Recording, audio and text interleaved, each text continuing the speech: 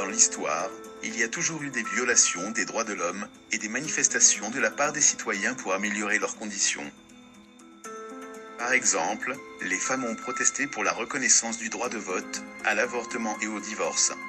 Aujourd'hui, beaucoup de personnes protestent et s'engagent concrètement pour lutter contre le racisme, l'homophobie, le sexisme et toutes les formes de discrimination. Les droits humains sont des normes qui reconnaissent et protègent la dignité de tous les êtres humains. Chaque être humain a droit à ces garanties. Ils sont universels, car ils s'appliquent à tous les individus, indivisibles, parce que personne ne peut séparer un droit, et ils sont inaliénables ou innés, car ils ne peuvent pas être retirés.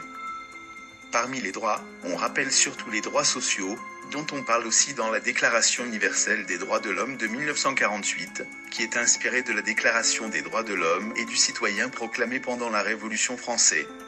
Les droits sociaux peuvent être définis comme l'ensemble des droits dont bénéficie un citoyen dans ses relations avec les autres individus, avec des groupes ou avec l'État.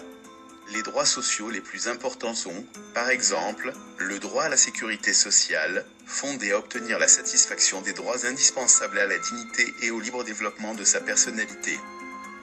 Le droit au travail, au libre choix de son travail, à une rémunération équitable et satisfaisante et à fonder des syndicats, le droit à la santé et aux soins médicaux. Le droit à l'éducation, qui vise à l'épanouissement de la personnalité humaine, et favoriser la tolérance et l'amitié entre toutes les nations et les groupes raciaux et religieux.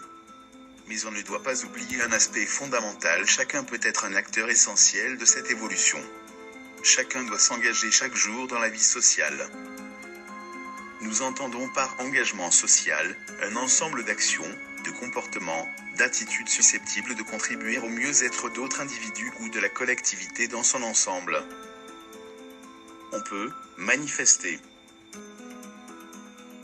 signer des pétitions,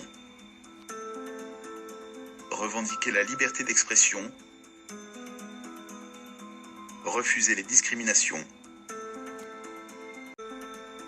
respecter l'autre.